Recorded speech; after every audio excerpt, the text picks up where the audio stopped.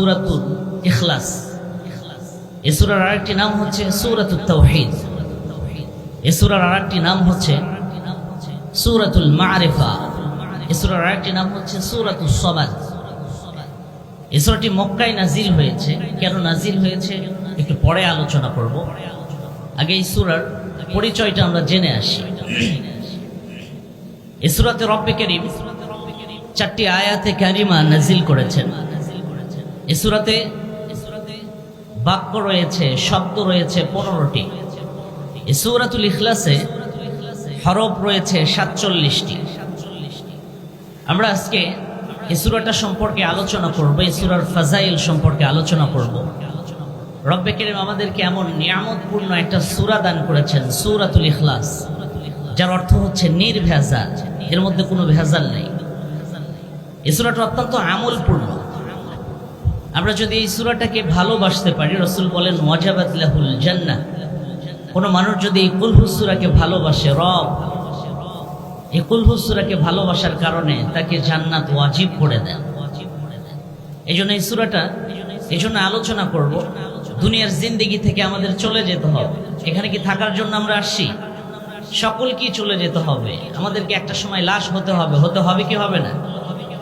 মাঝে মাঝে মনে হয় কিসের আনন্দ, কিসের এত হাসি উল্লাস। মাঝে মাঝে মনে হয় কিসের আনন্দ, কিসের এত হাসি উল্লাস। একদিন মরতে হবে, হতেই হবে লাশ। মাঝে মাঝে মনে হয় কিসের আনন্দ, কিসের এত হাসি উল্লাস। মা বাবা ভাই বোন আছে যত স্বজন, মা বাবা ভাই বোন আছে যত স্বজন, সব কিছুই ছাড়তে হবে, কোথায় হবে বসবাস। মাঝে মাঝে মনে হয় কিসের আনন্দ, কিসের এত হাসি উল্লাস। ঠিকই না? একটা সময় চলে যেতে হবে না? লাশ হতে হবে না? যেহেতু চলেই যেতে হবে, আখিরাতের জন্য আমাদের কিছু আমলের প্রয়োজন আছে কিনা? এই জন্য এমন একটা সূরা আপনাদের সামনে তেলাওয়াত করেছি, যেটাকে আমাদের কাছে পরিচিত হচ্ছে কুল হু সূরা নামে। সকলেই জানি এটা। এখানে যারা আছেন, আমার মনে হয় এমন কোনো মানুষ নাই এই কুল হু সূরাটা কেউ পড়ে না। এত সুন্দর আমলপূর্ণ এই সূরাটা। আসুন আমরা একটু এই সূরা সম্পর্কে আলোচনা করে আসি। রাসূলের একজন সাহাবী বলেন, আন্না রাজুলান সামি'a রাজুলান ইয়াকরাউ কুল হুয়াল্লাহু আহাদ ইউরাদ্দিদুহা। জৈনব ব্যক্তি ওনার প্রতিবেশী একজন সাহাবীকে উনি শুনতে পেলেন যে প্রতিনিয়ত সবসময় বারবার কুল হু সূরাটা একজন সাহাবী তেলাওয়াত করছেন। ফালাম্মা আসবাহা, যখন সকাল হয়ে গেল, এই জৈনব ব্যক্তি রাসূল সাল্লাল্লাহু আলাইহি ওয়াসাল্লামের দরবারে গিয়ে উপস্থিত হলেন। রাসূল সাল্লাল্লাহু আলাইহি ওয়াসাল্লামকে প্রশ্ন করলেন, ইয়া রাসূলুল্লাহ, কোরআনুল কারীমের মধ্যে এত সূরা থাকতে আপনার অমুক সাহাবী সে কেন বারবার কুল হু সূরাটা তেলাওয়াত করল? রাসূল সাল্লাল্লাহু আলাইহি ওয়াসাল্লামকে যখন প্রশ্ন করলেন, রাসূল উত্তরে বললেন, ওয়াল্লাযী নাফসি বিয়াদিহি ইন্নাহা লাতা'দিলু সুলুসাল কুরআন। শোনো শোনো, ওই সত্তার কসম যার হাতের মধ্যে আমার জান, আমার প্রাণ, ইন্নাহা লাতা'দিলু সুলুসাল কুরআন। নিশ্চয় এই সূরাতুল ইখলাস কোরআনের 1/3 অংশ। সাহাবায়ে কিরাম আল্লাহর রাসূলকে প্রশ্ন করলেন, ওগো রাসূল, কোরআনের 1/3 অংশ বলতে কি বোঝায়? রাসূল কারীম সাল্লাল্লাহু আলাইহি ওয়াসাল্লাম সাহাবাদেরকে উত্তর দিলেন, কোন ব্যক্তি যদি কুল হু সূরা একবার তেলাওয়াত করতে পারে, রব্বে কারীম তার আমলনামায় 10 পারা কোরআনের সওয়াব উঠিয়ে দিবেন। সুবহানাল্লাহ বলবেন না? মাত্র একবার পড়বেন। রব্বে কারীম একবার পড়ার কারণে রব আপনার আমলনামায় 10 পারা কোরআন তেলাওয়াতের সওয়াব উঠিয়ে দিবেন। এই সূরাটি এত প্রিয়, এত প্রিয় রব্বে কারীমের কাছে এই সূরাটাকে যদি কেউ মোহাব্বত করতে পারে, রব তাকে ভালোবেসে জান্নাত দান করবে। রাসূলের একজন সাহাবী ছিলেন, এই প্রিয় সাহাবীকে মসজিদে কোবায় ইমামতির দায়িত্ব দিয়েছিলেন। রাসূল সাল্লাল্লাহু আলাইহি ওয়াসাল্লাম যখন পাঠালেন, এই সাহাবীটা প্রত্যেক রাকাতে কুল হু সূরা পড়ে পড়ে নামাজ আদায় করে। সাহাবায়ে কেরাম ইমামের প্রতি একটু নারাজ হয়ে গেলেন। সাহাবায়ে কেরাম ইমামকে প্রশ্ন করলেন, ওগো ইমাম, কোরআনুল কারীমে এত আয়াত থাকতে কেন কুল হু সূরা দিয়ে নামাজ আদায় করেন? ওগো ইমাম সাহেব, আপনি অন্য সূরা দিয়ে নামাজ পড়লে আমরা বড় খুশি হতাম, আমরা বড় পরিতৃপ্তি পেতাম, কেন কুল হু সূরা দিয়ে নামাজ আদায় করেন? কারণটা কি? সাহাবী বলতেছিলেন, উহিব্বুহা ইন্নী, শোনো শোনো, এই কুল হু সূরাটাকে আমি ভালোবাসি। তোমরা যদি চাও আমার পিছনে নামাজ পড়তে, সূরা দিয়েই পড়তে হবে, না হলে আমাকে ইমাম থেকে তোমরা বাদ দিয়ে দাও, কুল হু সূরা ছাড়া নামাজ আদায় করতে পারবো না। সাহাবায়ে কেরাম দেখলেন এত ভালো ইমাম কোথাও খুঁজে পাওয়া যাবে না, এরকম ভালো ইমামকে তো বাদ দেওয়া যাবে না। বাধ্য হয়ে বললেন, যেভাবে ইচ্ছা সেভাবেই ইমামতি করেন। বাধ্য হয়ে বললেন, আপনি যেভাবে নামাজ পড়ান আমরা সেভাবেই পড়বো। বেশ কিছুদিন পর আল্লাহ রাসূল যখন মসজিদে কোবায় সফর করে আসলেন, সাহাবায়ে কেরাম নালিশ নিয়ে বসলেন। রাসূলকে বললেন, ইয়া রাসূলুল্লাহ, আপনি এমন এক ইমাম দিলেন কুল হু সূরা ছাড়া সে নামাজই আদায় করে না। রাসূল সাল্লাল্লাহু আলাইহি ওয়াসাল্লাম বললেন, তাই? তাকে ডাকো। আল্লাহ রাসূল যখন সাহাবীকে ডাকতে পাঠালেন, আল্লাহ রাসূলের ডাকে সাড়া দিলেন। রাসূল তাকে প্রশ্ন করলেন, কি ব্যাপার, তুমি কুল হু সূরা দিয়ে নামাজ কেন পড়াও? রাসূলের প্রশ্নে সাহাবী উত্তর দিলেন, উহিব্বুহা ইন্নী, ওগো রাসূল, এটাকে আমি ভালোবাসি, কুল হু সূরাকে বড় মোহাব্বত করি। রাসূল গো, কুল হু সূরাকে আমি বড় ভালোবাসি, এটা ছাড়া আমি বাঁচবো না, এই সূরা দিয়ে আমি নামাজ পড়াই, কেননা এটা আমার অন্তরের প্রশান্তি আনে, পরিতৃপ্তি পাই নামাজের মধ্যে। রাসূল সাল্লাল্লাহু আলাইহি ওয়াসাল্লাম বললেন, জানো তুমি এই কুল হু সূরাকে ভালোবাসার কারণে রব তোমাকে ভালোবেসে জান্নাত দান করেছে। সুবহানাল্লাহ বলবেন না? এই জন্য কুল হু সূরাকে যদি কেউ ভালোবাসে, রব তার জিন্দেগিতে কোনো গুনাহ রাখবে না। একটা হাদিস আপনাদেরকে শোনাই। রাসূল একজন সাহাবী ছিলেন। এই সাহাবী বলেন, রাসূলের সাথে অনেক লম্বা সফরে বের হলাম। সফরে বের হয়ে একটা মসজিদে আমরা উঠে আল্লাহ রাসূলের সাথে নামাজ আদায় করতেছিলাম। নামাজ শেষে ফাসামি'a রাজুলুন ইয়াকরাউ কুল ইয়া আইয়ুহাল কাফিরুন। পাশ থেকে একজন সাহাবী পড়তেছিল কুল ইয়া আইয়ুহাল কাফিরুন, এই সূরাটা শুরু থেকে শেষ পর্যন্ত পড়তেছিল। সাহাবীর যখন সূরাটার শুরু থেকে শেষ পর্যন্ত পড়া হয়ে গেল, রাসূলের জবান থেকে বের হলো, বারিয়া মিনাশ শিরক। যে ব্যক্তিটা সূরা কাফিরুন তেলাওয়াত করলো, এই ব্যক্তির আমলনামায় কোনো শিরিকের গুনাহ থাকলো না। রব্বে কারীম তার শিরিকের গুনাহগুলোরে মাফ করে দিলেন। সুবহানাল্লাহ বলবেন না?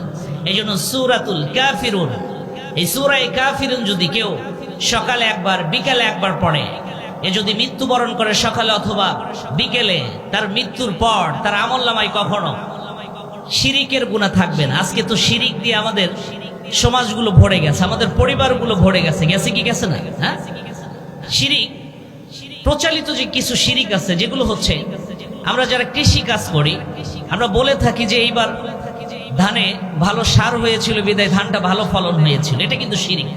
আমরা যারা ব্যবসা করি, আমরা বলে থাকি এই ব্যবসা না থাকলে আমি কিভাবে চলতাম। আমরা যারা চাকরি করি, আমরা এটা বলে থাকি যে আমার চাকরি না থাকলে আমার পরিবারটা কিভাবে চলতো। আমাদের কথায় কথায় শিরিক হয়ে যায়।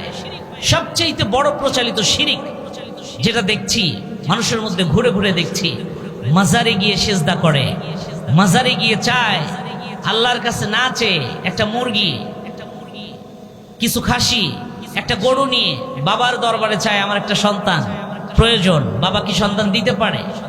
এটা কিন্তু সবচাইতে বড় শিরিক। এই মানুষগুলো বড় বেয়াকুব।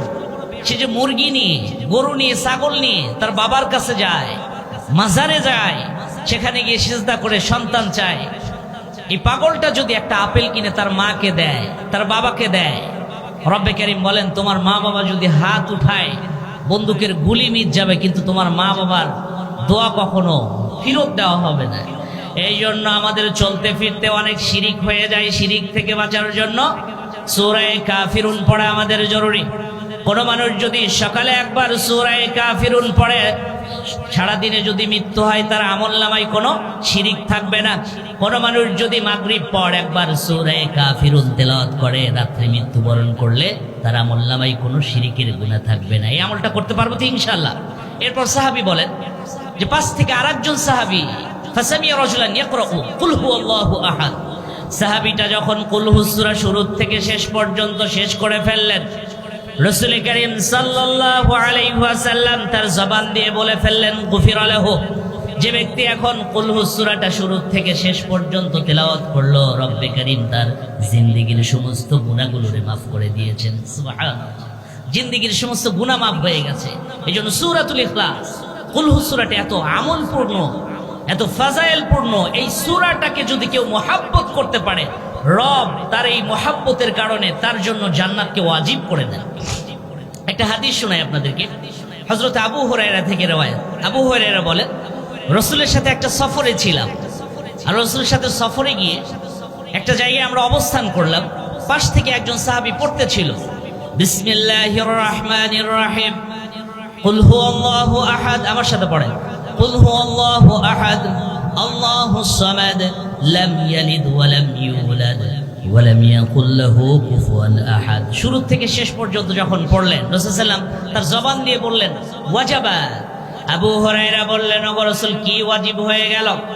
কার জন্য কি ওয়াজিব হলো? কোন জিনিসটা ওয়াজিব হয়ে গেল? বুঝতে পারলাম না। রাসূল তার জবান থেকে আবার বললেন, আল জান্নাহ, জান্নাত ওয়াজিব হয়ে গেল। হযরত আবু হুরায়রা বলেন, ইয়া রাসূলুল্লাহ, জান্নাত ওয়াজিব হলো তো কার জন্য হলো? রাসূল বললেন, এই যে কিছুক্ষণ আগে কুল হু সূরাটা যে তেলাওয়াত করলো, সূরাতুল ইখলাস যে সুন্দরভাবে পুরোপুরি তেলাওয়াত করলো, রব্বে কারীম এই ব্যক্তির জন্য জান্নাতকে ওয়াজিব করে দিয়েছেন। এই জন্য কুল হু সূরাটা এত প্রিয়, এত প্রিয়। আপনি যদি এটাকে মুহাব্বত করতে পারেন, জান্নাতের খুশখবরি আপনার জন্য। রাসূলের একজন সাহাবী ছিলেন, প্রিয় একজন সাহাবী, একবার দৌড়িয়ে দৌড়িয়ে রাসূলের দরবারে আসলেন। রাসূলকে এসে বলতেছিলেন, ইয়া রাসূলুল্লাহ, আমার বড় ভাই বড় পাগল হয়ে গেছে, সর্বদাই কুল হু সূরাটা পড়তে থাকে, কাঈমান আও কাঈদান। ওগো রাসূল, দাঁড়ানো অবস্থায় পড়ে কুল হুয়াল্লাহু আহাদ, বসা অবস্থায় পড়ে কুল হুয়াল্লাহু আহাদ। রাসূল গো, এত বেশি কোরআনুল কারীমের মধ্যে সূরা থাকতে কেন সে কুল হু সূরাটা পড়ে? রাসূল সাল্লাল্লাহু আলাইহি ওয়াসাল্লাম মুস্কি হেসে বললেন, বাশশির আখাকা বিল জান্নাহ, যাও যাও, তুমি তোমার ভাইকে গিয়ে সুসংবাদ দাও, কুল হু সূরাকে ভালোবাসার কারণে রব তাকে জান্নাত দান করেছেন। সুবহানাল্লাহ বলবেন না? এই জন্য কুল হু সূরাটাকে যদি কেউ ভালোবাসতে পারে, রব তাকে জান্নাত দান করবেন। জান্নাত শুধু তাই নয়, আমাদের তো একটা সময় মৃত্যু হবে, হবে কি হবে না?